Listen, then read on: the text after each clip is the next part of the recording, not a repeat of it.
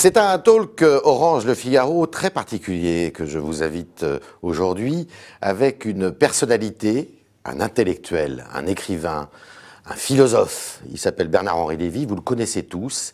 Il fait plein de choses, beaucoup de choses. Il vient d'écrire un livre qui s'appelle Les Aventures de la Vérité chez Grasset et qui est une invitation à aller visiter une très belle exposition cet été à la Fondation MAG à Saint-Paul-de-Vence.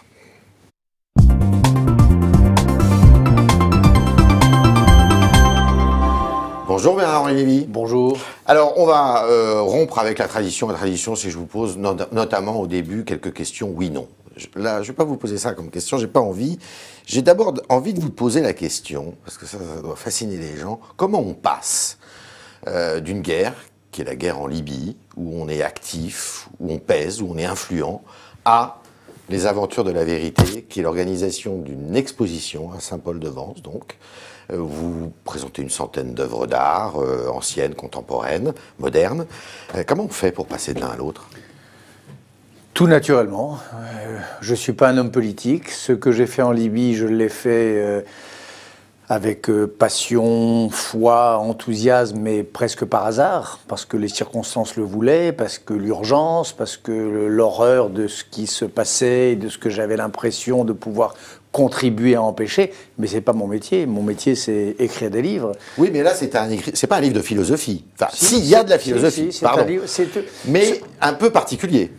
Oui, ce livre, il se veut à la fois une histoire de la philosophie et une histoire de la peinture. Les deux croisés, les deux tissés l'une dans l'autre.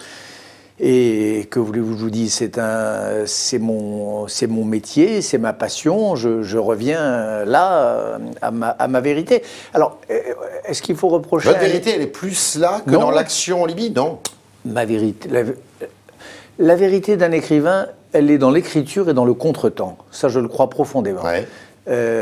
Dans l'écriture et dans le contretemps. On est à temps, parfois, en Libye, en Bosnie, etc., quand l'urgence vous requiert. Mais vous savez, dès l'affaire Dreyfus, un intellectuel, ça se définit comme ça. C'est la définition d'un intellectuel. La définition d'un intellectuel, c'est quelqu'un qui est dans le contretemps, c'est-à-dire dans son temps à lui, et qui de temps en temps, quand il y a obligation morale, interrompt son travail et puis s'occupe du sort du monde, se mêle au cours du monde, etc.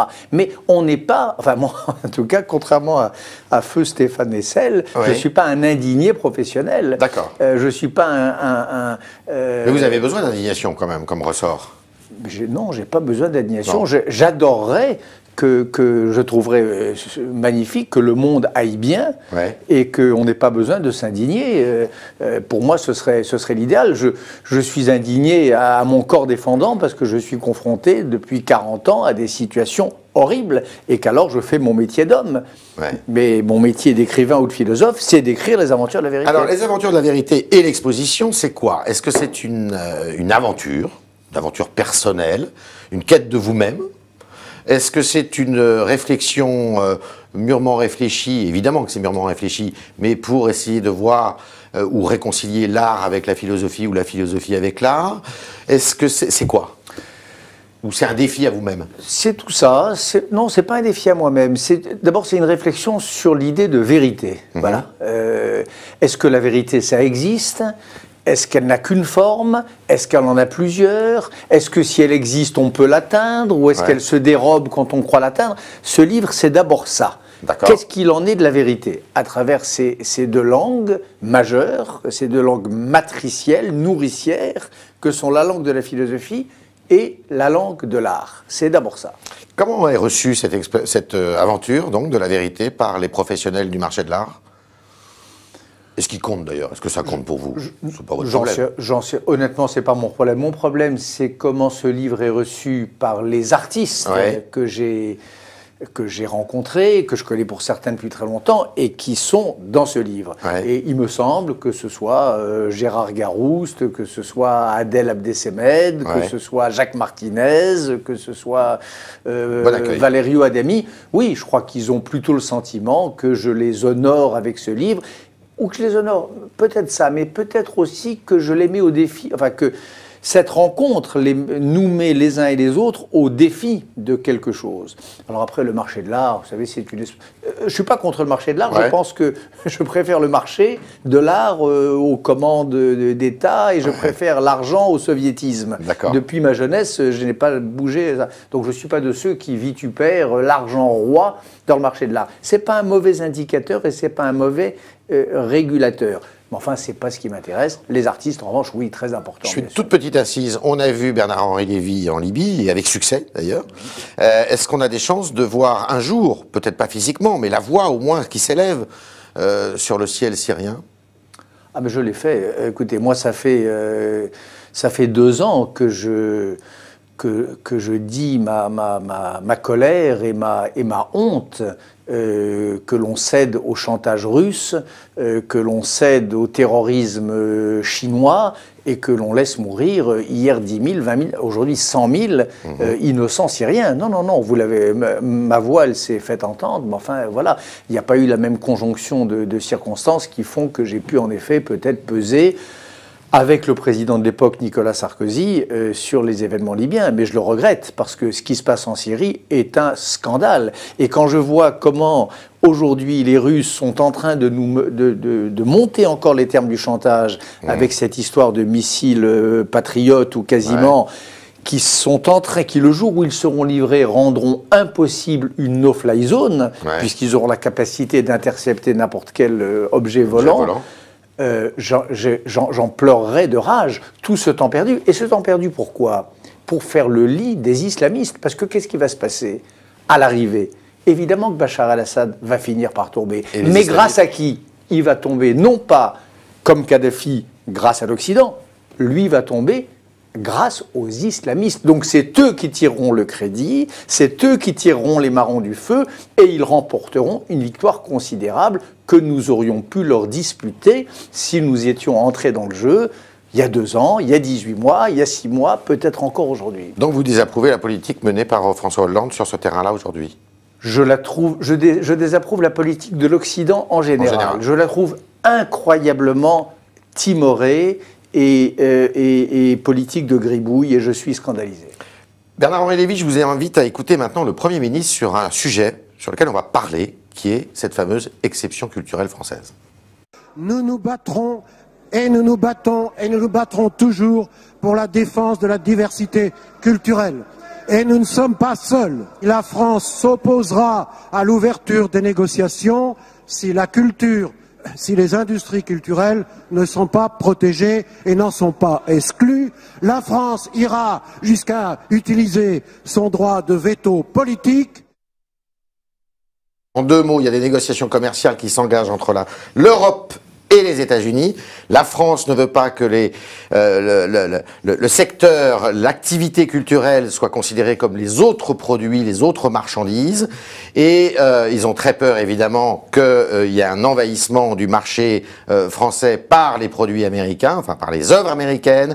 Et donc la France est intransigeante là-dessus et elle risque de déposer un veto contre les autres pays européens, notamment l'Allemagne, l'Angleterre, qui ne sont pas sur la même longueur d'onde que nous. Qu'est-ce que vous en pensez, vous, de cette attitude, Bernard-Henri Lévy? Je crois que la France a raison là-dessus.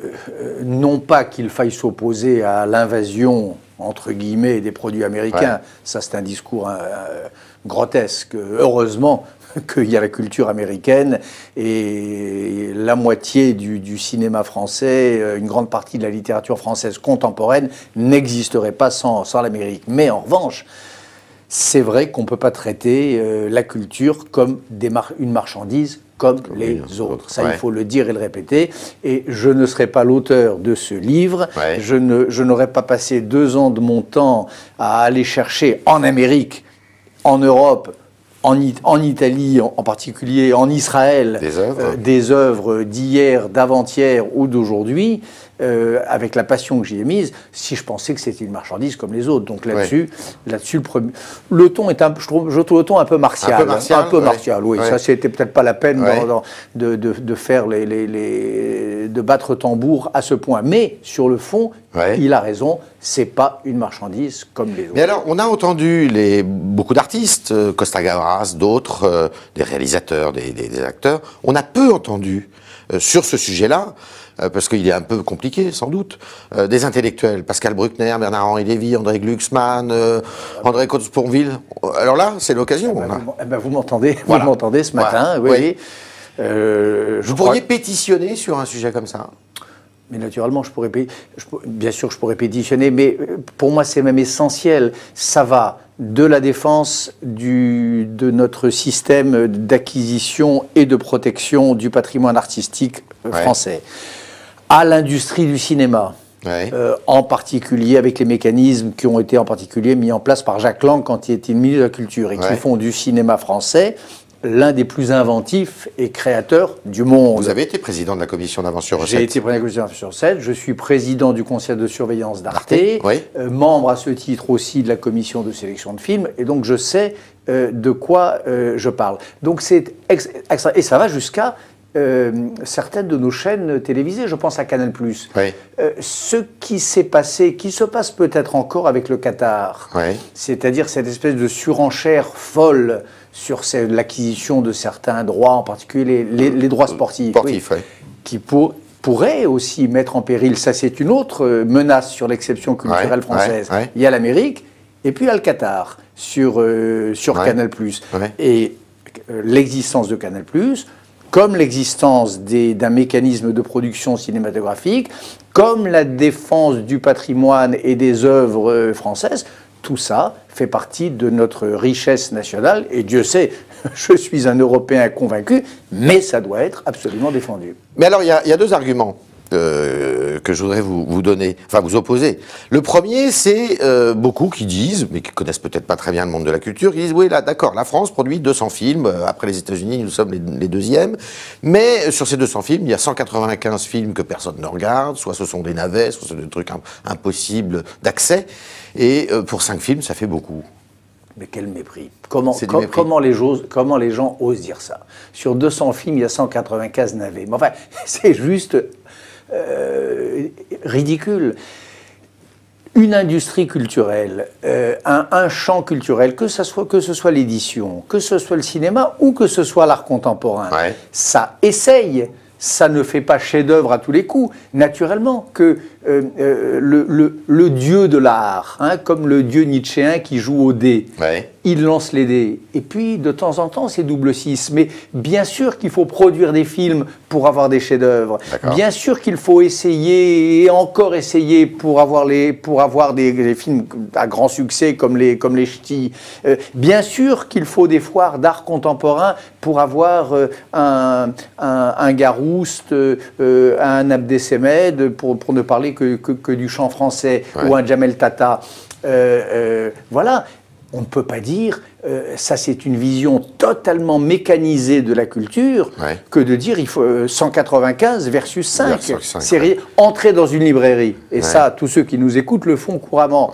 Bon, dans une librairie, il y a des tas de livres dont on n'a pas envie. Il y en a sûrement dans le choix desquels les éditeurs n'ont pas eu la main heureuse, mais il fallait ça. C'est notre richesse. Pour qu'il y ait les quelques chefs-d'œuvre, ou les quelques beaux livres, ou les quelques pépites sur lesquels on va se ruer. Alors il y a un autre argument qui consiste à dire, oui, mais c'est aussi la manifestation, une autre manifestation de nos blocages, de notre frilosité française. On a du mal à se réformer, on a du mal à sortir de nos carcans. Et bien, encore une fois, alors que Berlin, Londres, tout ça, eux, ils sont sociétés ouvertes, nous, on se recroqueville sur nous-mêmes. Les solutions ne sont pas simples. Je suis bien sûr qu'il faut que la société s'ouvre, bien sûr qu'il ne faut pas se recroqueviller, bien sûr que ce pays a des problèmes pour se réformer. Il y a 1000 questions sur lesquelles... Et je suis d'ailleurs, je suis de ceux qui pensent que nous avons beaucoup à apprendre de l'Allemagne sur certains terrains, la législation sur les retraites, le droit du travail, etc. Bien sûr.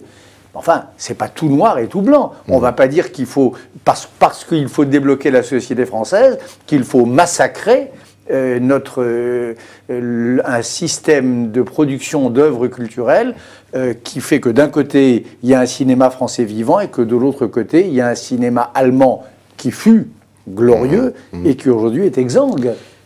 Deux petites questions pour terminer. La première, est-ce que vous redoutez justement avec le numérique et l'explosion d'Internet, le fait que justement cette singularité française disparaisse, cette singularité de création culturelle?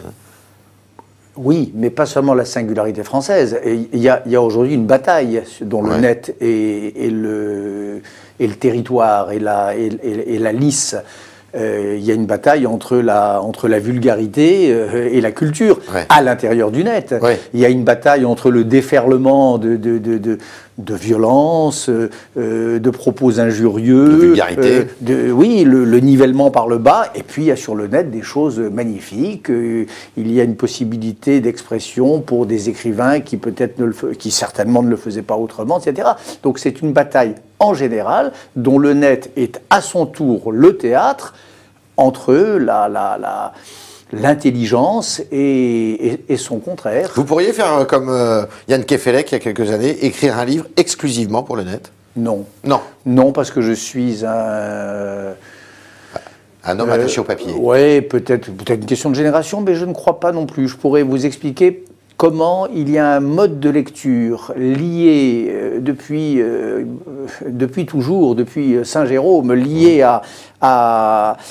au tournement des pages, à l'œil qui glisse sur le papier, au déchiffrement des mots sur une matière presque vivante, qui est le papier, qui diffère en tout point de cette espèce de lecture liquide, de lecture translucide sur les écrans. C'est deux modes de lecture différents et surtout deux modes d'écriture différents.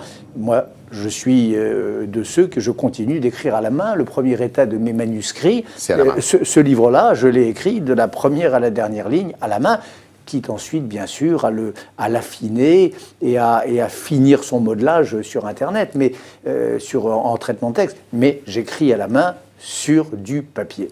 Alors, les aventures de la vérité vont vous occuper un moment, mais quel est le prochain champ d'investigation, d'aventure, de création de Bernard-Henri Lévy, après? Je ne sais jamais. Je ne sais jamais cela. Quand je sors d'une histoire aussi importante Dans laquelle on dit qu'à chaque fois vous vous mettez à 300%. Hein. Oui. Ouais. Là, les 2 années... Ce livre, d'ailleurs, dans ce livre, il y a mon journal. Mon journal des 2 dernières années.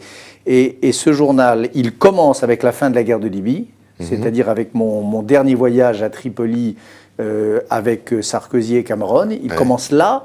Et puis il se termine aujourd'hui. Et c'est sûr que ces 2 années-là, quand je refeuillette moi-même ce journal, je n'ai fait que ça. Je n'ai pensé qu'à ça. Je n'ai pensé qu'à trouver un Rothko inédit. Je n'ai pensé qu'à percer le secret d'une crucifixion peinte par Jackson Pollock. Ou je n'ai pensé qu'à ce qui pouvait unir souterrainement un tableau de Piero della Francesca et un tableau de Mondrian, comme je l'avais déjà fait il y a une 20aine d'années. Donc je suis tellement tout entier dans ce que j'entreprends que je n'ai même pas... J'aurais presque le sentiment d'être traître à ce que je viens de terminer, ou d'une pensée sacrilège si j'étais déjà dans l'après. Je suis encore là-dedans. C'était Bernard-Henri Lévy pour les aventures de la vérité, donc accompagné d'une très belle exposition à Saint-Paul-de-Vence, donc dans le midi de la France, et qui nous dit aussi son attachement à l'exception culturelle française. Il nous l'a longuement expliqué aujourd'hui. Merci Bernard-Henri Lévy et bonne journée. Frère, merci.